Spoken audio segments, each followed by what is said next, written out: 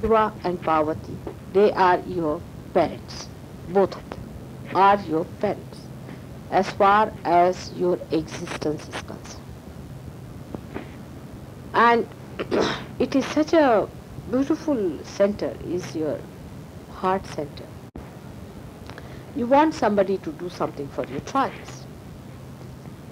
You want that somebody should yield or something, you find somebody very obstinate. Now, I have told you that you can beat them with shoes, do all those things, but there's a very simple way if you know how to do it. You see, you just think of their hriday, their heart, and put a bandhan to that. And you can do it so beautifully. You can melt a person without any difficulties if you know how to handle their heart. You have to appeal to their heart. And that's the best attraction, I tell you.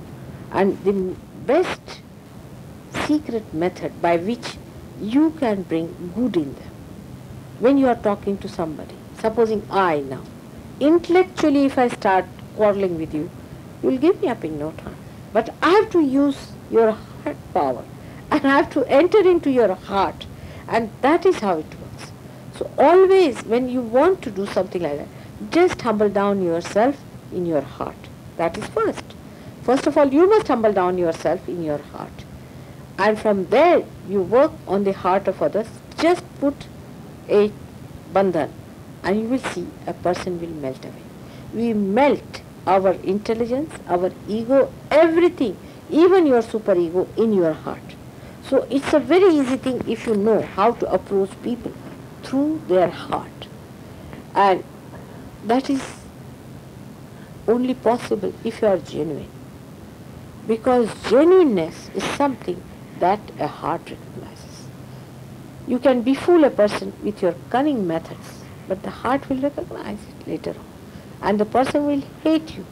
Even if you talk to someone, oh, very much, very good, thank you very much, very nice. And the heart knows, no, he's trying to befool me and he is very cunning.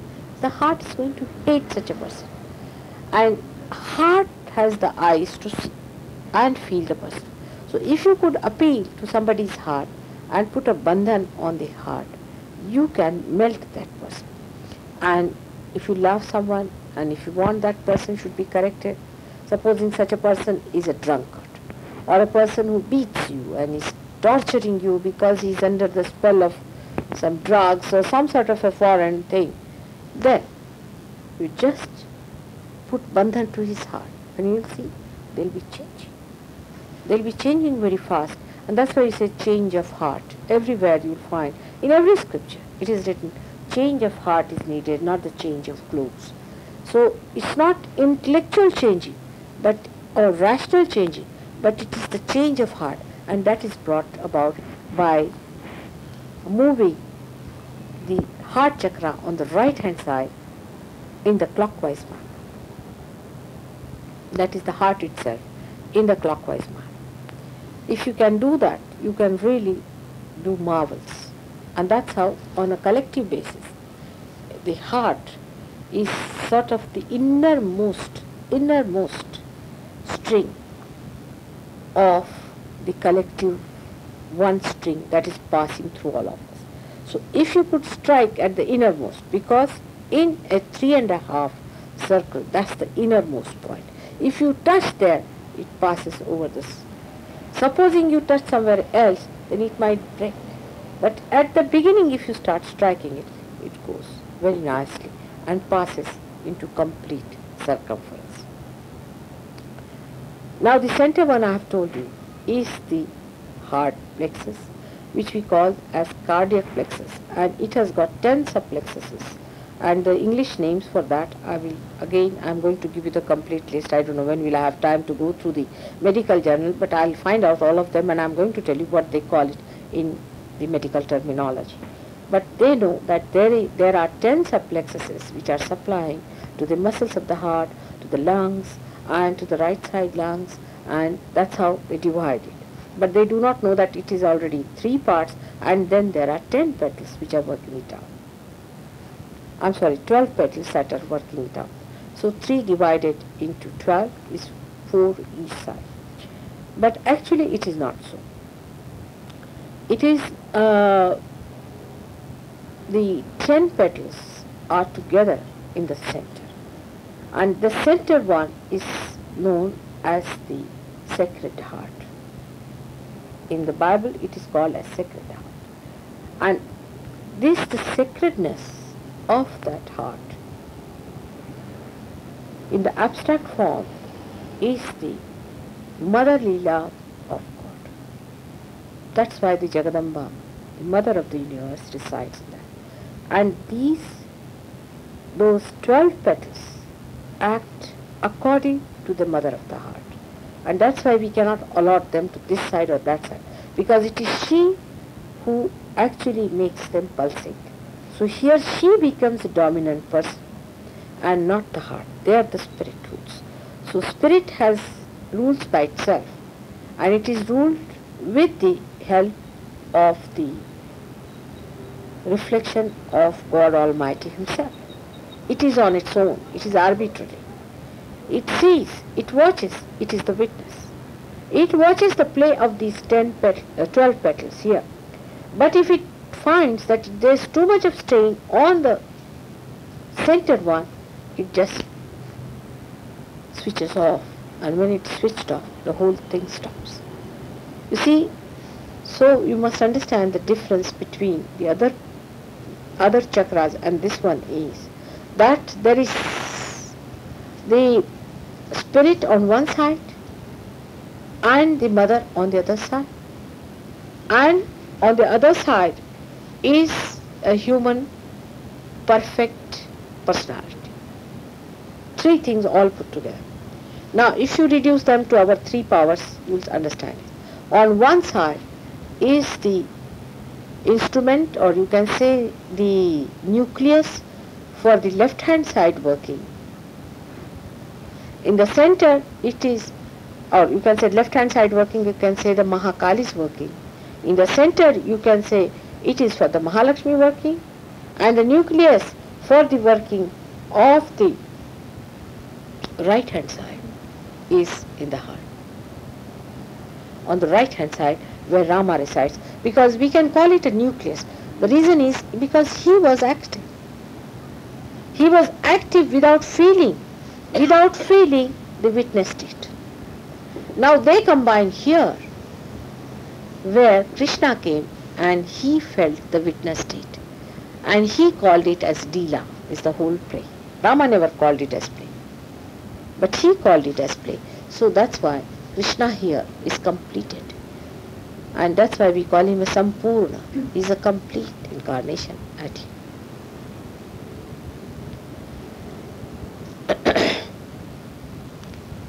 You know that Christ was here, and I've told you about Christ in that book. I've read it out to you, Devi Mahatmya, what they have described about him, how he was created and how he was brought here. He was Mahavishnu, and how he was put there. But that is not just now we are discussing. We are just now discussing about these three parts of the heart. Now what is the connection of these three parts? Why should they be placed at that time? Because at this juncture we have three nucleus working together on three different channels, and they are to be connected somehow. They are to be connected. Otherwise, you see, in a human being, there is not so much of connection established because there is no Kundalini awakening. There is parasympathetic is halfway hanging, dangling. And how are they to connect? Between the heart, which is existence, between the heart, which is evolution, which is the heart, which is activity. So, at this juncture, it is kept connected. Once the heart stops, everything stops simultaneously. But when you are on this level, then your horoscopes work out. Horoscope can work out only up to this point. Because if you predict a person is going to die according to a horoscope, now say they say he is going to die, say tomorrow. But he gets his realization today. He is not going to die tomorrow, he'll die much later. Or he'll die whenever he feels like, possibly. It has happened. Because he goes beyond this limit. where these three things are connected. So, you see, they say that you have got limited number of heartbeats, you have got limited number of breathing. But the breathing becomes so slow after realization. The rate of breathing is so slow that as it is, your life is much elongated. And the connection becomes very much different. Because the heart wants to stop it, it cannot stop because other activities are still. So, first of all, when a realized soul dies, the Kundalini has to pass out from here, and then the heart stops. It's a different phenomena, and that's why when a realized soul dies, they find that the prana, the life has not passed through the mouth or from the nose, but it passes through here, and you find a clot of blood over here. That is the sign that a person was realized of a very high degree. But those who die even before such an achievement, they do not die with their eyes open, neither with nose bleeding or with their mouth open. There's no bleeding at all from the nose or from the mouth. No bleeding at all. And if the bleeding has to take place, it takes place from. Otherwise, in every other death, there is a bleeding. Eyes, in some people, may be open, but if they are fully realized, then they'll be closed. So this is the difference is. But at this level, everything works out because here you are still at a level where you have not reached the witness state. And that is the reason your horoscopes are working out, all material things are working out at this level. And that's how you become miraculously different. I'll give another example of that, how you become miraculously different. For example, a realized soul is traveling by a train. We have got in this example, a concrete example in India. There was a realized soul traveling by a train. And the train collided. And not a single person was killed in that train.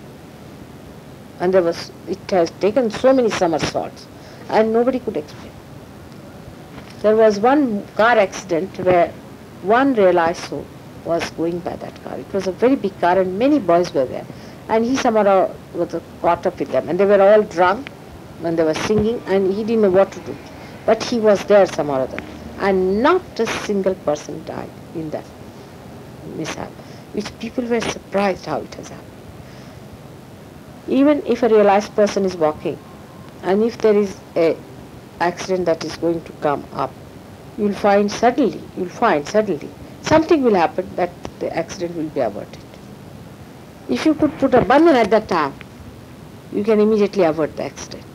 So, you see, such a person who is realized, who has gone beyond this state and has become a witness state, such a person not only saves himself but saves others. So all your horoscopes and all these things go into different categories for a realized soul, because the whole thing changes.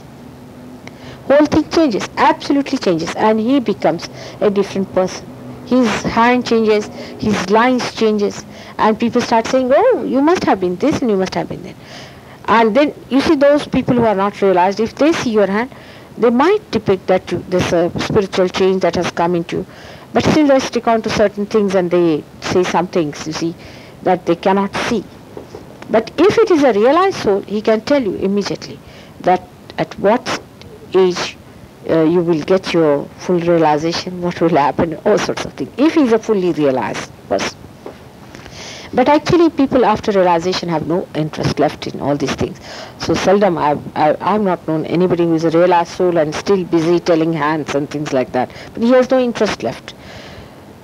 But now this coming back to the heart again, on the right hand side we have got Rama's place. Now Rama was known for his obedience to his father. If you know his story. His father was in Ayodhya, he was ruling there, and he had 3 wives. The third wife had she had 2 sons, but she could not see Rama getting the throne. She was a very nice mother, but somebody, you see, some lady went and told something to her, and she listened to her, and she told her husband that if you want to give me my boon, the promised boon, you have to make Rama go into the jungle for 14 years and give the throne to my son Bharat. And when Dashrath heard this, he fainted. He fainted with this request, but Rama was there. He heard it, and he immediately told her that I'm going to the forest and I've accepted it, and you appoint your son as the Bharat. For me, it's all right. And that's how he went, you see, just to obey the order of his father, because father had not even ordered, but because he was compelled, he had given his wife 2 boons. That once, you see, in a war, she saved his life, so he said that whenever you want, you can ask for these 2 boons. And she never knew that she would use them in such a funny way. Later on she repented, because Bharata came and he refused to accept the throne, and he put only Rama's slippers there and ruled there, and everything was different. But Dasharatha died because when Rama went away, he just died. So, you see,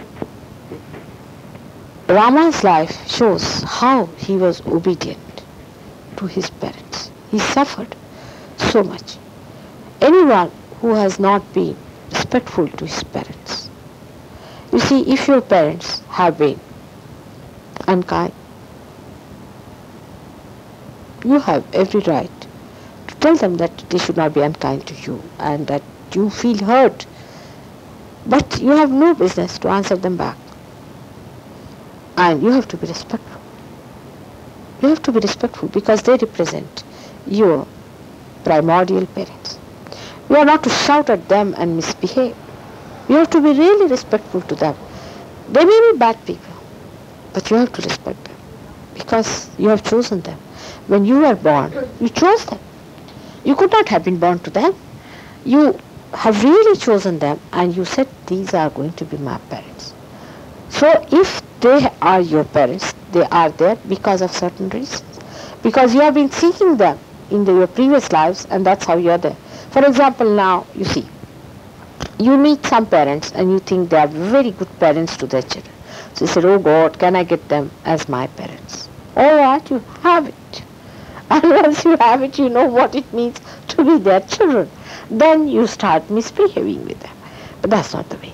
Now, only best way is to get the best out of them, so that at least next time you do not commit such mistakes of choosing wrong parents. And be respectful to them, and it comes as a blessing. It is always very blissful. Your parents could be very hard, disciplining type, misunderstanding type. I know, it's very hard.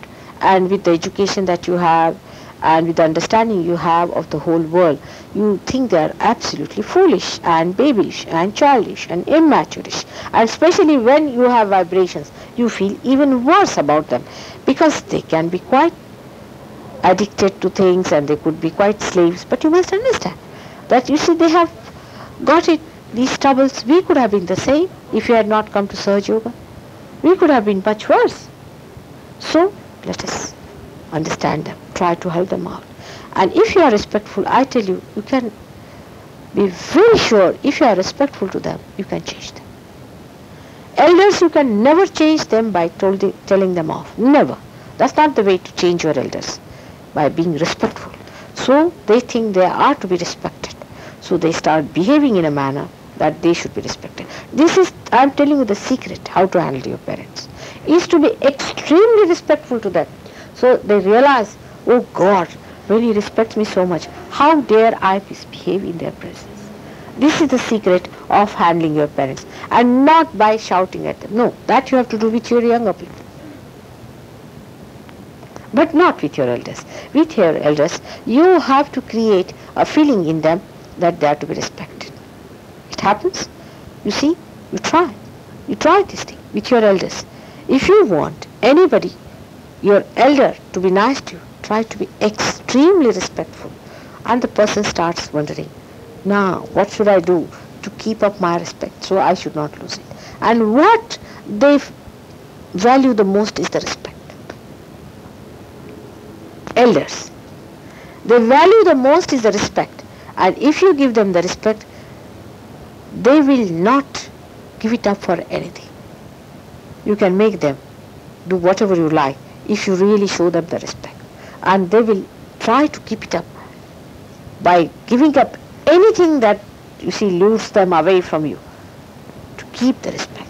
But you see, it happens like that. You find your parents not doing what is right, you start disrespecting them. And they say, as it is, we have lost the respect, what are we going to gain now? Because, you see, these things do not sort of create any recording in their brains. We had a case, some boy, he told me about his father, that he's doing like this, and he's going round with another woman, and this and that, he's behaving in such a manner, and it's very wrong of him. I said, I agree, it's very wrong of him, he should not do it. And so I said, what are you doing? He said, we are hating him, and we are getting angry with him, we are abusing him. And I said, that's not the way. That's not the way. No. When he comes home, you try to be very respectful. Try. It worked. He gave up the woman. Because he cares for the respect. And you know how much is the respect? After all, most of the people, if you see in this world, they want respect. If you respect someone, that person is willing to give up anything for that respect. And a father deserves it because he's your father. And once you accept, yes, father, yes, yes, and in a respectful way, you just try, and you will see it will work. You see, if he wants to drink, all right, what will you have? Just ask. So can we stop it at that point? Let us talk about something. You can divert the attention of your father only by being respectful. You just try with your mother and father. You are not to boss over them. It's real, I'm telling you the secret. It's not for anything for, you see, to make you change your ways or anything. But I'm just telling you the secret, because you have lost the idea of the secretive methods of winning over people and understanding them and managing them. And really you will have your way. Only thing is to respect.